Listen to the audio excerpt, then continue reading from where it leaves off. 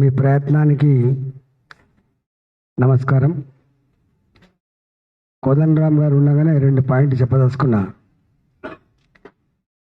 చెప్పడం చాలా విషయాలు చెప్తాం, ఎవరు మాట్లాడినా అర్ధగంట గంట సేపు మాట్లాడగలేటువంటి నైపుణ్యం ఉంది.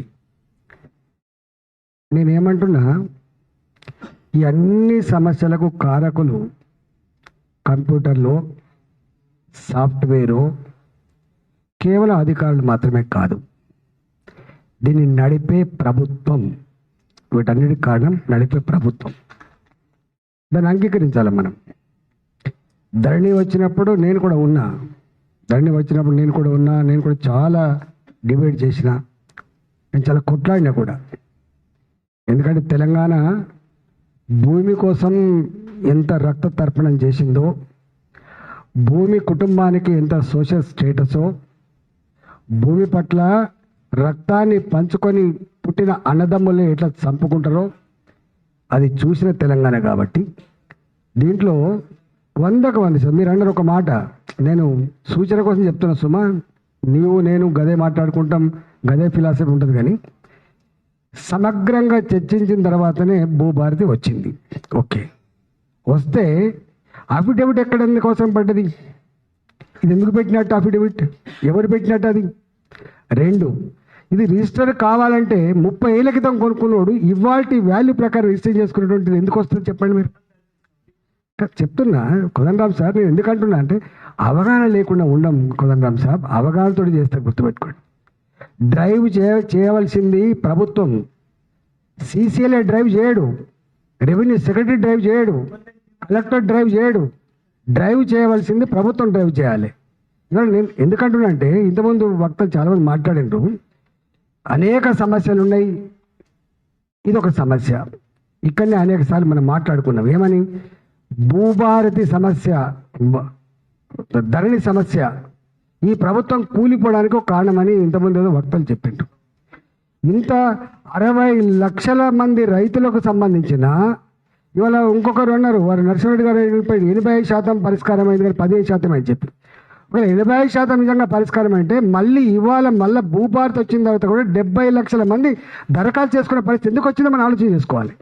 అంటే ఎంత విఫలమైందో నేను విన్నాను. నేను అసెంబ్లీలో కూర్చొని నాకు అటు ఉన్నప్పుడు విన్నా. నేను ఏ రాష్ట్రంలో ఏ దేశంలో భూ రికార్డ్స్ అవి గొప్పగా ఉంటాయో ఆ రాష్ట్ర ఆ దేశ జీడిపి 2% పెరుగుతుందని చెప్తే నేను కూడా సంబరపడ్డా. కానీ జరగలే.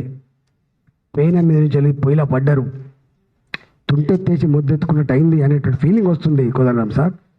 నేను మల్కాగిరిలో ఉంటే మీకు తెలుసు, ఉంటుంది మీకు తెలుసు.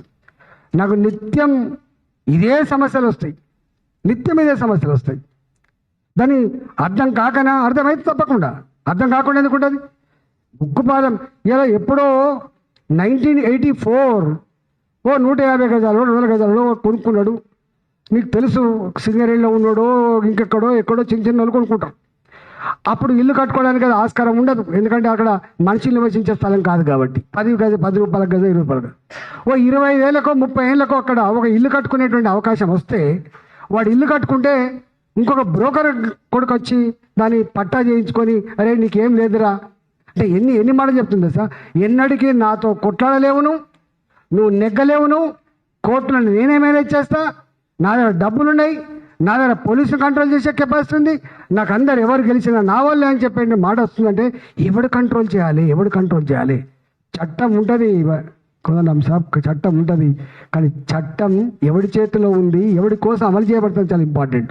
ఇవాళ నేను అంటున్నా, అన్ని చట్టాలు ఉన్నాయి, కానీ ప్రజలను ఆదుకునేటోడు మాత్రం లేకుండా పోతే ఆ చట్టం కూడా చట్టుబండలు అవుతుంది. ఇవాళ నేర్చుకునే సత్యం కాబట్టి ఇవాళ ఏమీ లేదు. బాధ అనిపిస్తుంది, దుఃఖం అనిపించేటువంటి మాట ఏంటంటే, ఇవాళ ఎక్కడో కాడ ప్రభుత్వానికి నిజాయితీ ఉంటే గతంలో లేదని మనం ఓడగొట్టాం. ఇవాళ నిజాయితీ ఉంటే ఇవాళ హైదరాబాద్ చుట్టుపక్కల నేను కల్లారా చూస్తా కోదండరామ్ సాబ్, ఎన్నెన్ని భూములు ఎంతెట్లా దళితుల భూములు అయితే ఇట్లా గుంజుకుంటూ అంటారు. వాడు ఏం అది ఉండదు. నువ్వు రోడ్ల మీద వాళ్ళ భూములే గుంజుకుంటావు, గవర్నమెంట్ కార్యాలయాలు వాళ్ళ భూములే గుంజుకుంటావు, డబుల్ బెడ్రూమ్ కట్టాలి వాళ్ళ భూములే గుంజుకుంటావు. మీకు తెలిసి అలా నేను అడుగుతున్నా, భూమి సమస్య ఇంత గంభీరమైన సమస్య అంగీకరించడం కదా, ఇంకా పక్కకున్న ఆంధ్రప్రదేశ్ ఏం చేసి చెప్పండి, ఈ పక్కకున్న కర్ణాటక ఏం చేస్తుంది చెప్పండి. అసైన్మెంట్ భూములు బీదలకు ఇచ్చినాయి. 20 ఏళ్ళకో 15 ఏళ్ళకో వాళ్ళకు పర్మనెంట్ చేస్తున్నప్పుడు ఇక్కడ ఉన్న ప్రభుత్వం అంతకుముందు ఇచ్చిన వాళ్ళు ఎవరో మీకు తెలుసు. ఎందుకు ఇలా వాళ్ళకి హక్కులు కలిగించలేకపోతుంది? ఇవాళ ఏంటన్నా హైదరాబాదులో మీకు తెలుసు, నాకు తెలుసు, నా ఊర్లో 2 లక్షల రూపాయలు నాడు కూడా హైదరాబాద్లో 10,000 రూపాయలకు విక్రయం ఉండే పరిస్థితి. నా దగ్గర 100 రూపాయలు, ఇక్కడ 10,000. ఇలా అది 10 కోట్లయింది, 20 కోట్లయింది. భూముల వాల్యూస్ పెరిగిన తర్వాత గీ దళితులకు గింత వాల్యూ భూములు ఎందుకున్నాయని చెప్పి ఇలా అనేక రకాల గుంజుకుంటా ఉన్నారు. ఇలా లక్షల ఎకరాల భూముల్ని కొత్త 400 గజాలు ఇస్తాం, 600 గజాలు, అదొక మాట. ₹1 కూడా కంపెన్సేషన్ కూడా గుంజుకున్నారు గతంలో. మీకు గజ్వేల్ ఏం జరిగిందో మీకు తెలుసు. ఎన్ని వేల ఎకరాలు గుంజుకున్నారు. ఇవాళ నేను అడుగుతున్నా, ఇక్కడ కూడా ప్రభుత్వానికి కనుక నిజాయితీ ఉంటే అందరం అన్నాం. నేను అటెండ్ అయ్యేది 25 ఏళ్ళుగా ఉన్నా సార్. నేను 25 years నుంచి కాన్స్టెంట్గా ఉన్నా. ప్రతి రెవెన్యూ సదస్సుకి గ్రామీణ ప్రాంతాల్లో పోయేది. అక్కడికక్కడ ఎట్లా పరిష్కారం అయ్యేది చూసినాం. ఇవాళ కరప్షన్ అంటున్నాం, అధికారులు ఇంటలేరు అంటున్నాం. ఎవడు వినిపించాలి చెప్పండి మీరు? మా చేతిలో కలెక్టర్ లేరు, మా చేతిలో సీసీఎల్ లేడు, మా చేతిలో ఎంఆర్ఓ లేడు. చెప్పండి. మొత్తం ప్రభుత్వం ఇలా ఎన్నికలైనప్పుడు అందరం వచ్చి బ్రహ్మాండంగా ఉపన్యాసాలు ఇచ్చిపోతాం, ఇది చేస్తాం, అది చేస్తాం. ఏ కెపాసిటీ చేస్తాం? ఇవాళ ఎందుకు అమలు తెలియదు, అది ఇంపార్టెంట్. అందుకని ఇవాళ ప్రయత్నం జరుగుతూ ఉంది. నేను ఆ లోతులోకి పోని ఎన్ని దరఖాస్తులు వచ్చినాయి, ఎన్ని లక్షల ఎకరాలు పోయింది, ఇవన్నీ దొరికిపోతున్నాయి. కానీ కన్నీళ్ళు పెడుతున్నాయి సార్. ఇవాళ నిజంగా చెప్తున్నా, ఒక్క రైతు కూడా ఇవాళ చాలా దిక్కులే చూస్తూ, అంతకుముందు గింత తాళన పరిస్థితి లేదు. ఇవాళ భూమి కొనుక్కున్నోడికి కూడా ఏమైద్దో అనేటువంటి భయం ఉన్నది. ఇల్లు కొనుక్కుంటోని కూడా ఏమైద్దో భయం ఉన్నది. 40 ఏళ్ళ కదా మీకు తెలుసు ఎల్బీనగర్ ఎప్పుడు సార్? ఎల్బీనగర్ ఎప్పుడు చెప్పండి? కొనుక్కున్న భూమి ఇలా దాన్ని తీసుకొచ్చి ఇది పొరం భూమి అని చెప్పి వేసి పడేసింది. వేస్తే వాళ్ళు పాపం పోయి మొరబెట్టుకుంటే, కాళ్ళు పట్టుకుంటే ఇచ్చిన జీవో 118 ఎందుకు ఇచ్చినా మీకు తెలుసు. ఇచ్చి ఏమిచ్చిండు 118లో? వాళ్ళు కొనుక్కున్న వాళ్ళ భూమి ఇలా ప్రభుత్వం ఇచ్చిన పుక్కడ భూమి కనుక మారిస్తే పుక్కడ భూమిలో కట్టుకునే ఇల్లు అమ్ముకోగలరా సార్ చెప్పండి? ఎన్ని ఉన్నాయి ఇవన్నీ? అనేక దుర్మార్గాల కారణం ప్రభుత్వాలు తప్ప ఇంకోటి కాదు సుమా. కొట్లాటలు కాదు సుమా, ప్రజలు కాదు సుమా. ఇవాళ వాళ్ళకు రావాలి బుద్ధి, వాళ్ళ మీద ఫైట్ చేయాల్సిన అక్కడ ఉండేది. తప్పకుండా చేస్తే తెలంగాణ ఎప్పుడు నిద్రపోయే తెలంగాణ కాదు, చేతులు కట్టుకునే తెలంగాణ కాదు. సందర్భం వచ్చినప్పుడు ఎప్పుడు ఐక్యం అవుతుంది, మళ్ళీ ముందుకు పోతుంది.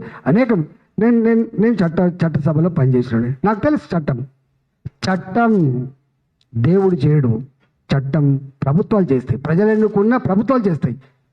ఆ చట్టాలు ప్రజల కోసం చేయబడతాయి, ప్రజల అవసరాల కోసం చేయబడతాయి, ప్రజల సమస్యల పరిష్కారం కోసం చేయబడతాయి తప్ప ప్రభుత్వాలు ప్రజల సమస్యలు జట్లం చేయడం కోసం ప్రభుత్వాలు ఏర్పడవు.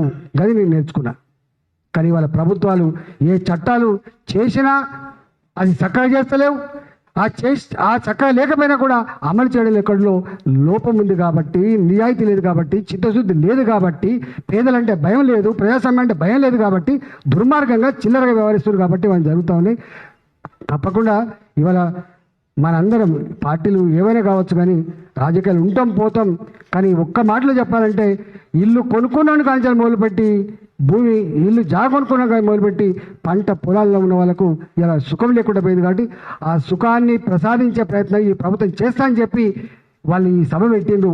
చేయని పక్షంలో ఏం జరగదు, తప్పకుండా జరుగుతుందని చెప్పి నమస్కారం.